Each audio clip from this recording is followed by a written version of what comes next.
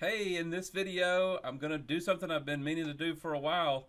On May 1st, I got my first distribution check from the oil and gas deal, the investment that I made back in November.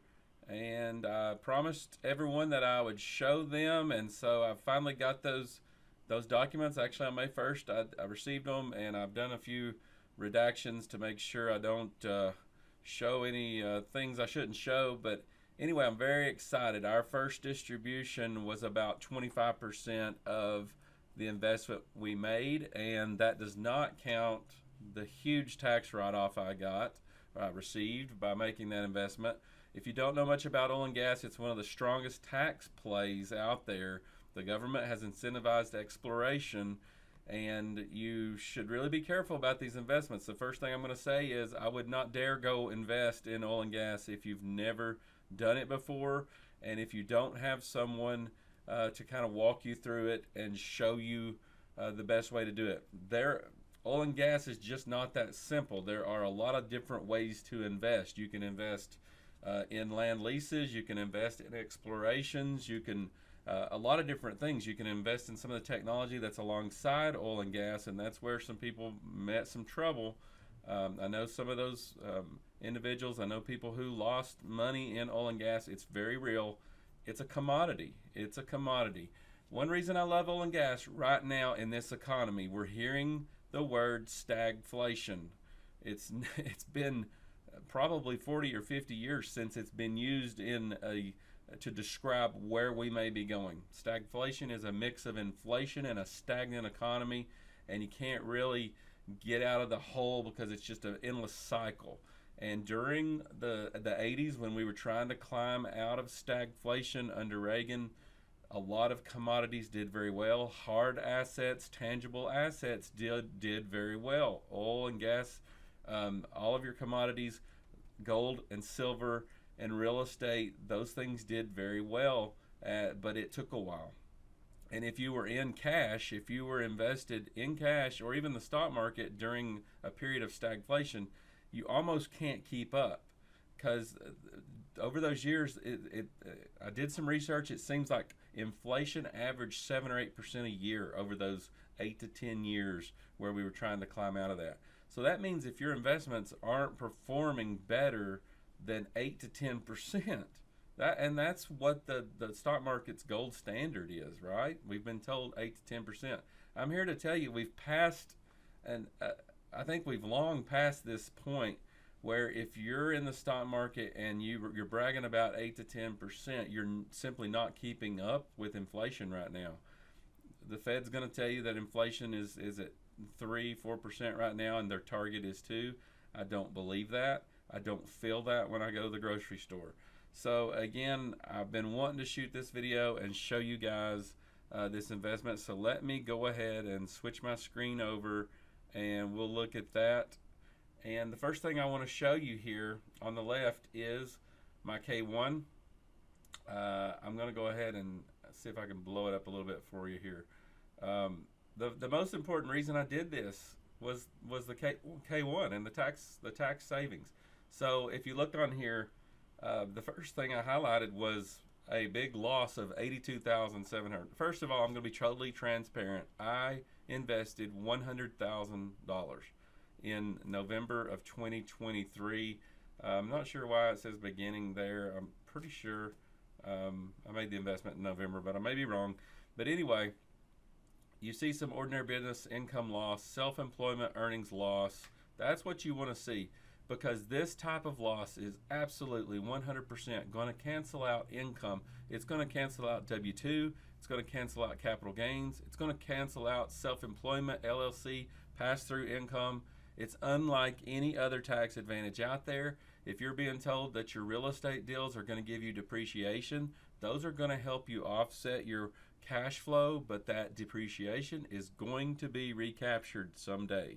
You're going to have to pay that back, and it's not a dollar for dollar recapture, but there is a recapture.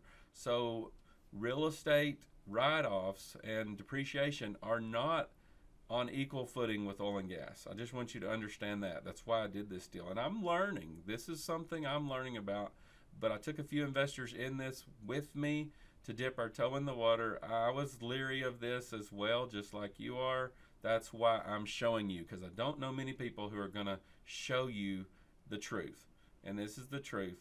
This is my K1, my 2023 K1.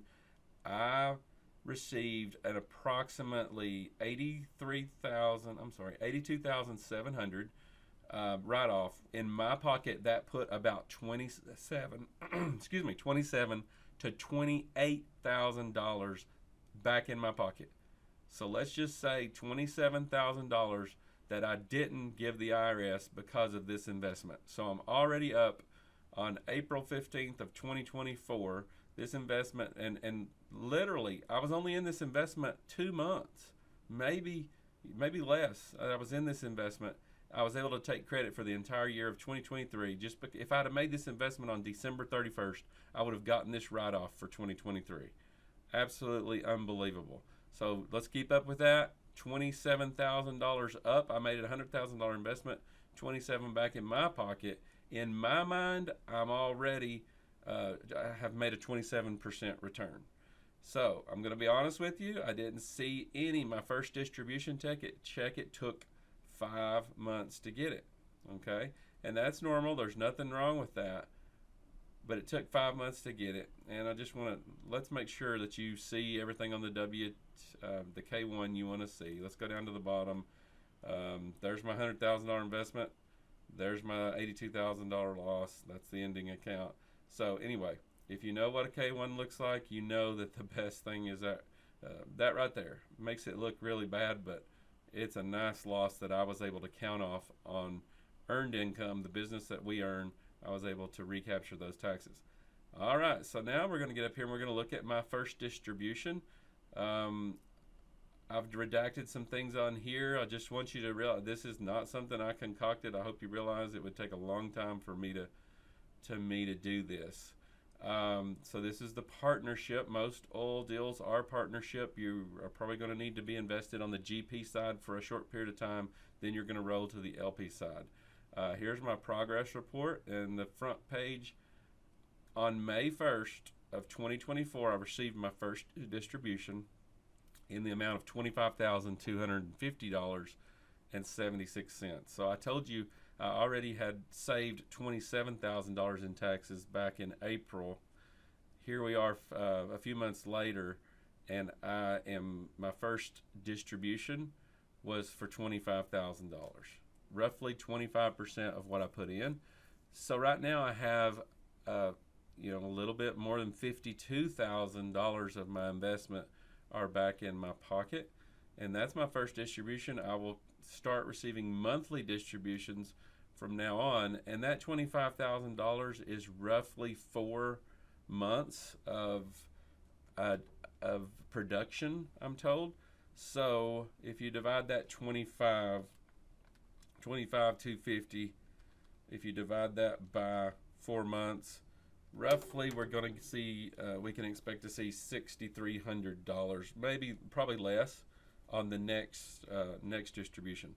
So it's not going to take long for me to get all of my money back in my pocket. I really expect, at the worst case, to see over the next 6 months. So if I take that 6,300 times 6, that's another 37,000. I really think I'm going to see the great deal of my investment back in my pocket by the end of December. So in my mind, and in the world of alternative investments, if you can do that, that's huge. Let's say that you're looking at multifamily. If you can get your money, it doesn't happen. Unless there's a cash out refinance, you don't get your money back in your pocket for 3, 4, 5, 7 years. So to be able to turn your money around, get it back in your pocket, and be able to go deploy it again in a year or a year and a half is just unheard of. It almost sounds too good to be true, and once again, that's why I'm doing this video. Let's look at this actual investment, and I wanted you to see that what we did was we partnered with a very large operator known as Anschutz. I didn't redact that. Anschutz is out there drilling 12 wells. We got in really late. They'd already drilled 11 of the 12 or something like that when I invested. I think maybe one of them might have been already producing, but anyway, we got an 8.3% ownership of 12 different wells, um, and anyway, that's how my money is split up across those 12 wells. I'm sorry, I don't have an 8.3% ownership of those entire wells. My 100,000 is split up just like that, and so we have a small, like 3% ownership of this entire deal. So Anschutz is out there working for us. We're riding on their coattail. They're the ones drilling. They're the ones pulling it out of the ground, selling it, operating it.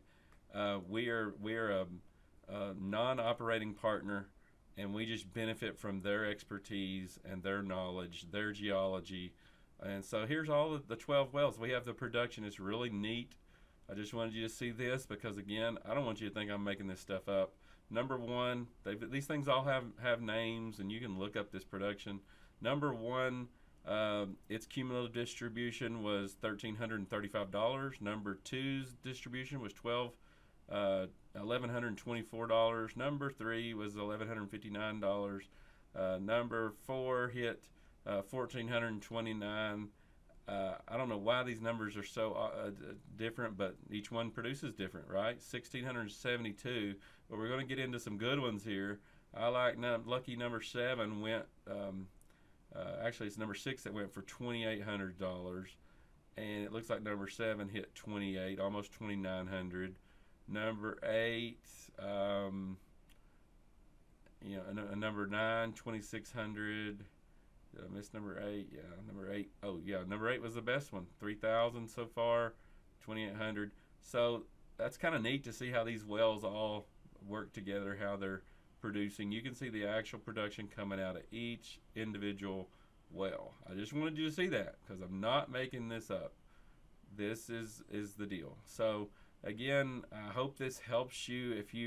Very few people know about oil and gas. I'm just learning for the first year or two that I've been looking at oil and gas, really trying to get to know the operators and the right people, because again, you have to know what you're doing in oil and gas, because there are some fly-by-night guys. There's some I call them coin flipper. They flip a coin, then they decide where they're going to drill. You don't want that. That's like going to the casino.